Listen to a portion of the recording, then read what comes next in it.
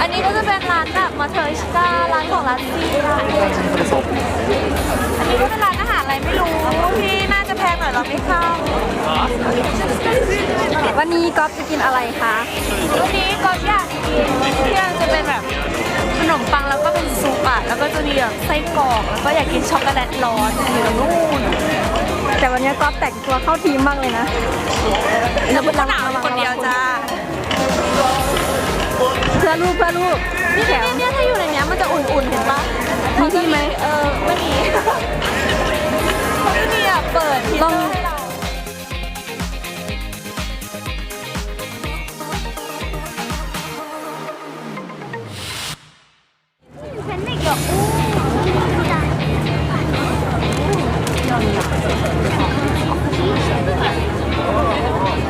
ก็ทำอะไรคะรอทำสโนว์บอลตอนนี้หนาวเมื่อกี้คือเขาก็มีคนเบอร์2มาใช่แล้วก็มาบอกว่าเขาอยากทำแล้วคือเรานั่งอยู่เนี่ยตั้งนานแล้วเว้ยเราก็เลยเรียกแทนไปว่าฉันก็อยากทำเหมือนกันค่ะแล้วเขาก็เลยให้เบอร์1เรามาเกือบไม่ได้ทำคือมันนั่งอยู่ตรงเก้าอี้เนี่ยแหละแต่ไม่ให้ไฟสีขาวเนาะใช่สีขาวสวยราคาถ้า4ตัวจะ 2,000 เยนแต่ถ้า6ตัวจะ 3,000 เยนแล้วก็บวกกับ 1,000 เยนเพื่อใส่ไฟอย่างเงี้ยไฟอยู่อย่างเงี้ยไม่ใช่ดิไหนไฟวะไม่ใช่ไฟอันนี้ไฟอันนู้นหันไม่ได้ใช่ไหมคนถ่ายเห็นก็ไม่เห็นนะมานั่งรอก๊อฟทำเป็นเชื่อก๊อฟเบอร์1ให้ก๊อฟทำไปค่ะเอามานั่งให้กับถึงคิวแล้วค่ะเขาให้เลือกเขากำลังให้มาเลือกเนาะเราเลือกไปว่าเอา4ตัวก็มาเลือกว่าจะใส่อะไรลงไปบ้างจริงๆอยากเลือกเอง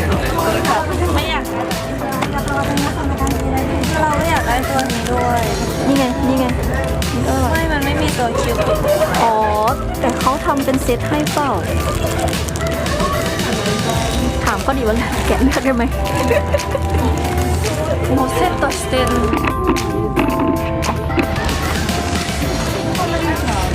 น่าเสียดายセットが多分ないんですね。このエンジェルがつがいになっているので、エンジェルだとこちらになっちゃいますね。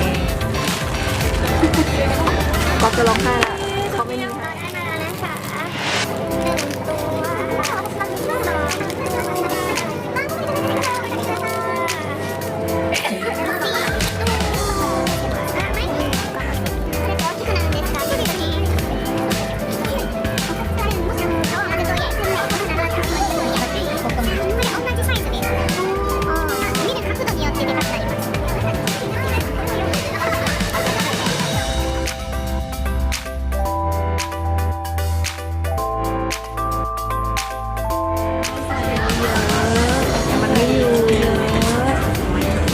ไปเป้าวะ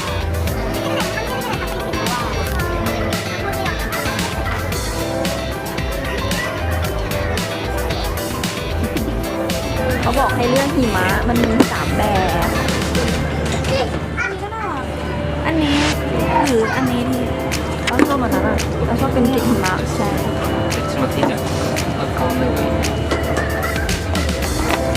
เราเลือกหิมะ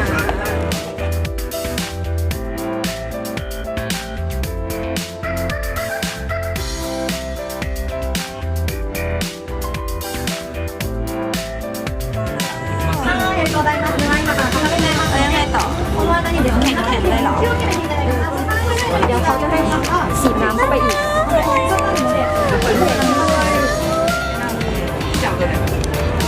เขาบอกว่าเขาจะเอาอันนี้ออกเพราะฉะนั้นเราก็ต้องฉีดน้ำไฟน้ำเข้าแอบเห็นว่าให้เอาอันนี้ออกแต่ยังทำไม่เป็นแล้วเขาก็ทิ้งเราไปเพราะว่าเห็นว่าเราพูดกับกล้อง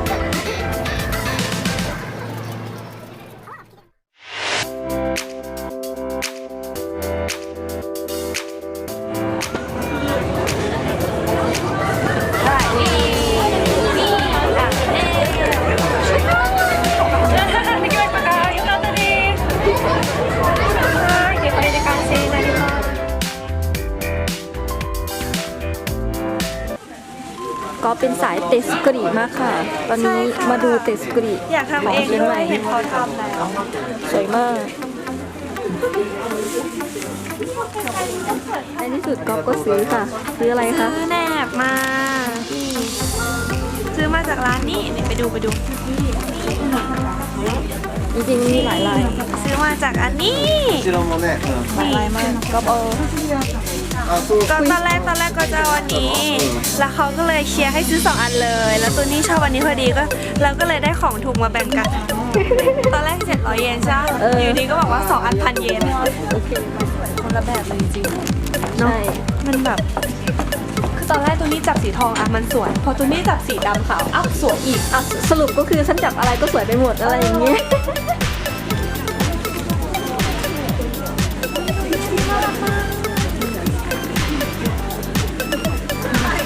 อู้ ซื้อเปล่าอุ้ยแกหนูแฮมซื้อ มันเป็นของทำมือไง อุ้ยแกตัวนี้โอ้ยตัวนี้น่ารักตายแล้วกูอุ้ยเดี๋ยวตายแล้ว เอาใส่หูดูดิ ไม่รอดนะสวยปะ น่ารักอยู่ได้อยู่เดี๋ยวขอดูสีก่อนสีไหนดีวะเท่าไหร่ไก่เฮียโอ้ยแพง อุ้ยมันมีสีม่วงด้วยอ่ะ แพงอ่ะ เท่าไหร่อ่ะ 2,700อ่ะ ร้านนี้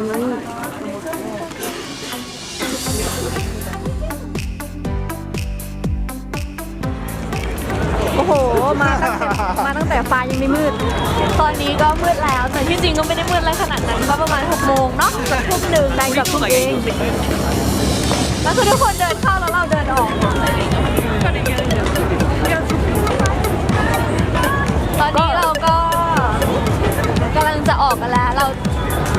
รามีความสุขเต็มที่แล้วแล้วก็ เสียเงินไปเยอะแล้วก็มีความสุขแล้วก็เตรียมกลับบ้าน ใช่หนาวเต็มที่แล้วด้วยค่ะ ก๊อฟสั่งทั้งตัว ใส่มาแบบไม่มีเสื้อโค้ทเหมือนคนอื่นเขาเพราะว่ากันแดดอยากให้เห็นเสื้อสีนี้ คริสต์มาสไง อยากทำตัวเป็นคริสต์มาส นี่ถึงทางออกแล้ว โอเคไป